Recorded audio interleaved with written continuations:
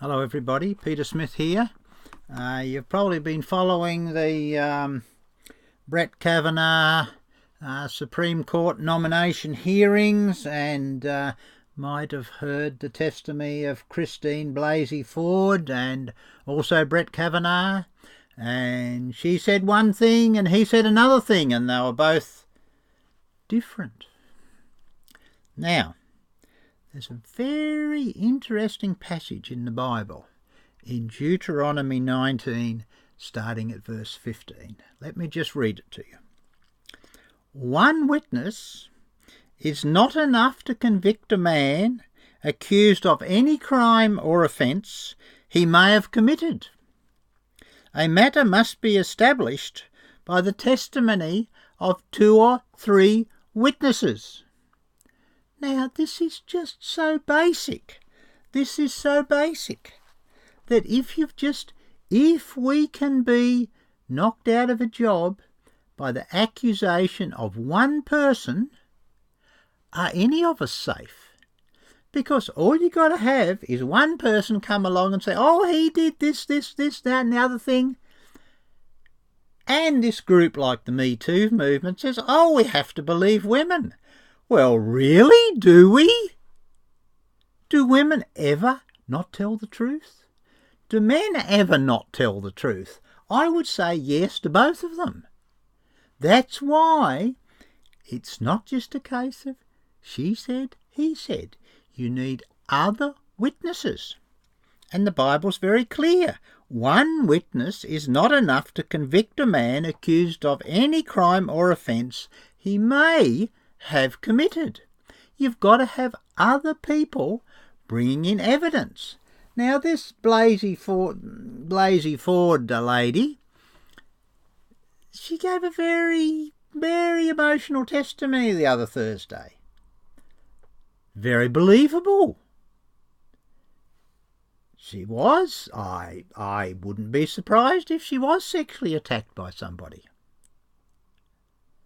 But is there evidence to back up her claim it was Brett Kavanaugh?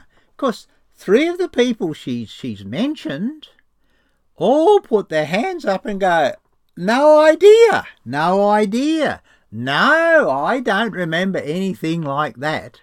So there's no corroborating evidence. And then I was watching Stephen Molyneux. He's an amazing man. I was watching him today. And there's this ex-boyfriend of Blasey Ford who'd lived with her for about 6 years. And he says that she trained someone going for an FBI job on how the polygraph, the lie detector works, which you're not meant to do. Because some people can fake a polygraph test. And in Christine Blasey Ford's sworn testimony before this Senate Judicial Committee, she said she had never schooled anyone on the polygraph or taught anyone about it. Now, there's a little porky pie, according to the ex-boyfriend, and a lot of other stuff. So there's just no confirmation for all this stuff that Brett Kavanaugh's meant to do. And you see, it's perfect to knock someone out of a Supreme Court position just by accusation. The man's been through 6 FBI background checks. He was a right-hand man for President Bush in the White House. They check these people with a fine tooth comb. And now we've got the 7th FBI investigation, which I don't believe is going to find anything different than what they've already got. The Democrats have been stalling, and they stalled for another week, and they're hoping to stall till the midterm elections. But hopefully the Republicans will have a bit of backbone and do what they are meant to do, is to put forward Judge Kavanaugh to the Supreme Court and have the Senate vote on it. And that's how it's done. And all the Democrats they're all so holier than thou, and oh yes. And you should be very careful when when you're oh, this person's this and that and the other thing. Well, the Lord said, judge not, lest you be judged, and with the same judgment it'll be done to you. So none of these people are perfect. I'm not perfect. Nobody's perfect. And you see, the Democrats seem to think there's got to be a perfect person on the Supreme Court. But are any of their people on the Supreme Court perfect? I wouldn't think so. And there just doesn't seem to be... There just really doesn't seem to be very much dirt on this man. But anyone can make these accusations. Now, you see, there's meant to be punishment for false accusation. But I would very much doubt anyone's going to get done for false accusations or perjury. More than likely. So there you go. So we'll see what happens next week. Now, next Friday this week, 5th of October, I'm heading off to New York.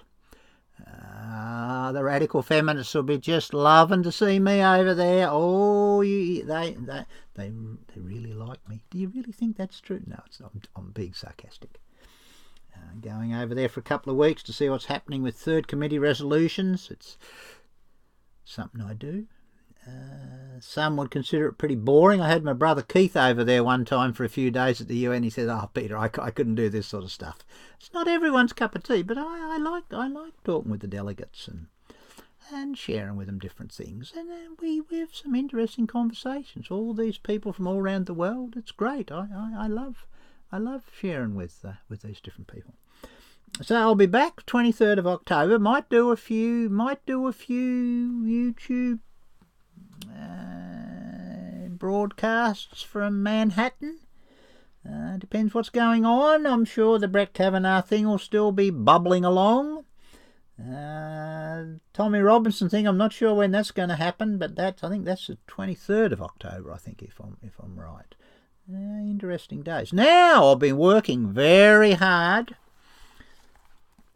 on my book. My mate Reggie Gibson, he passed away a bit over a year ago. I promised I would do a book on Reggie. Now, Reggie used to be the town drunk in Ayr, and he made a commitment to the Lord a long time ago, and he was on and off the drink, and there's hard work making one of these books. 140 pages, I've got about 45 pictures, but it's not ready yet. So please don't try and buy a book yet, because it's not ready to sell yet. The 26th of October is the book launch. 26th of October, and it's in the church hall here in Ayr Presswick, and hope got a story coming out in the local newspaper about it. The Stephen Houston's been very good to me about giving me a free story. Hopefully a few people will come along and buy the book. And I'm saying, well, just before Christmas might be a nice present for Christmas for somebody. It's only 15 quid, it's not that dear. Put a lot of work into it. Last 2 years, almost all my spare time for the last 2 years went into that book. It's hard work. So that's what's happening. And if you're praying people out there and you watch my ramblings on here, please pray for me at the UN. Trying to be a not have the light under a bushel, but shining like a little candle there in the darkness down the basement of the UN. And I'll report back a little bit. So thank you very much for watching, and God bless you all.